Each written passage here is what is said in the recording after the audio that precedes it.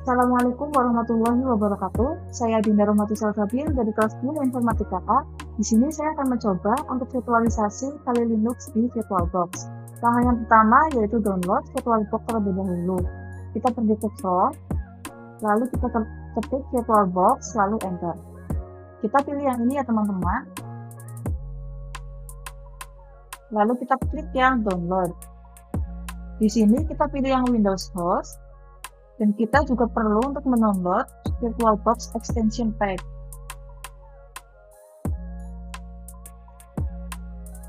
Selain itu, kita juga perlu untuk mendownload file ISO dari Kali Linux juga. Ketikkan saja download Kali Linux, lalu enter. Kita klik yang get kali ini ya teman-teman. Lalu kita klik yang installer image. Lalu scroll ke bawah, dan kita akan mendownload yang ini. Ini downloadnya udah selesai ya teman-teman. Dan langkah selanjutnya adalah memasang VirtualBox ke dalam laptop kita. Kita tinggal klik saja VirtualBox-nya, lalu klik next. Dan ini kita pilih yang atas ya teman-teman. Dan kita klik next, next. Dan yang ini kita klik yes, lalu yes. Dan di sini kita klik yang next. Dan di sini kita klik yang install. Dan yang ini kita klik finish.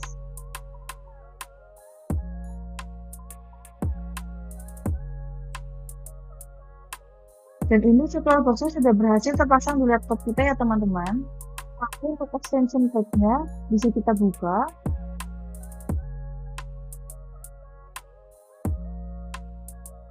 Lalu kita klik yang install. Kita scroll sampai ke bawah.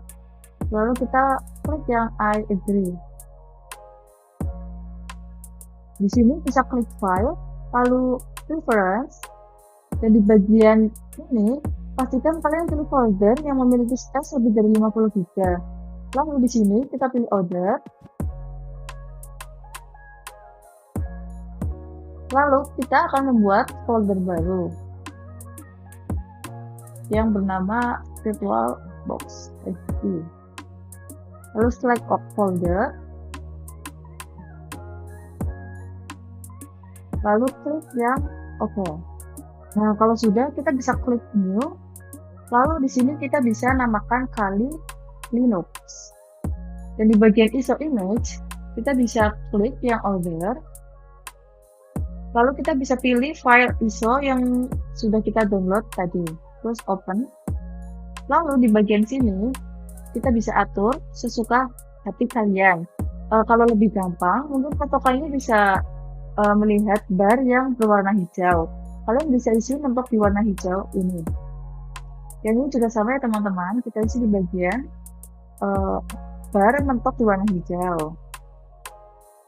Setelah itu kita bisa buka yang ini, lalu kita atur di sini menjadi 55 GB. Lalu klik yang finish. Dan yang selanjutnya adalah kita perlu setting untuk Kali Linux-nya. Jadi kita bisa klik setting.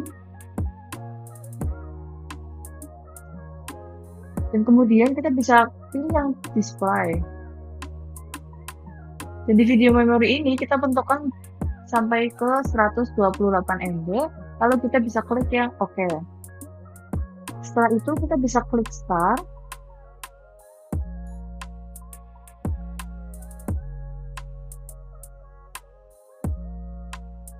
Kita pilih yang graphic install, lalu kita enter. Dan di sini kalian bisa memilih sesuka hati kalian ya teman-teman, tapi saya akan memilih yang English, lalu klik yang continue. Dan di sini saya akan memilih ini, lalu continue. Dan yang untuk keyboard kita bisa memilih yang American English ya teman-teman, lalu klik continue.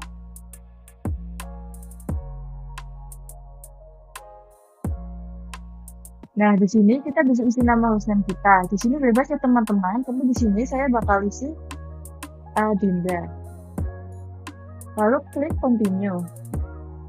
Dan untuk nama domain juga bebas ya teman-teman, saya isi Dinda. Lalu klik continue. Nah, ini bagian paling penting ya teman-teman, yaitu full name. Kalian kasih nama yang sekiranya gampang dihafal saja. Karena kalau kalian nggak hafal, maka kalian nggak bakal bisa masuk ke Kali Linux-nya. Jadi di sini saya isi Adinda, lalu klik continue. Dan username for your account juga saya pakai Adinda. Lalu di sini kalian isi password. Terserah ya teman-teman, tapi kalau bisa yang mudah dihafal saja.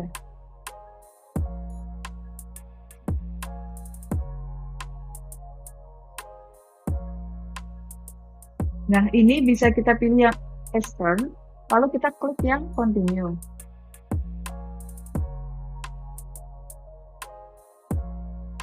Nah, di sini kita pilih yang pertama, yaitu use entire use, lalu klik continue. Di sini kita juga pilih yang ini, lalu klik continue. Nah, di sini kalian bisa pilih yang all files in on partition, lalu klik continue. Nah, di sini kalian bisa klik yang finish partition, lalu klik continue. Kemudian ini bisa pilih yang yes, lalu continue.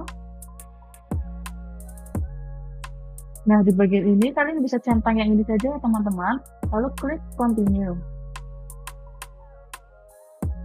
Lalu bagian ini pilih yes, lalu klik continue. Kemudian kalian pilih ini, lalu klik continue. Dan kalian tinggal nunggu sampai prosesnya selesai. Lalu ini kalian klik continue.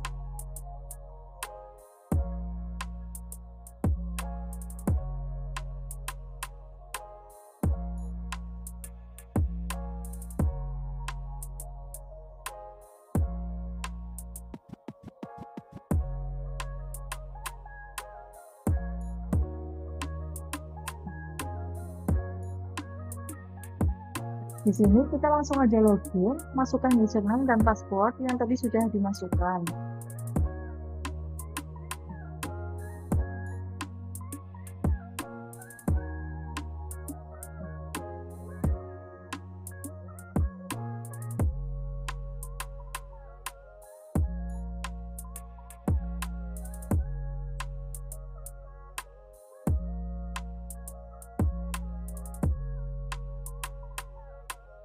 Alhamdulillah sudah selesai teman-teman. Jadi sekarang coba kita buka untuk YouTube, apakah Linux-nya berjalan dengan baik atau tidak.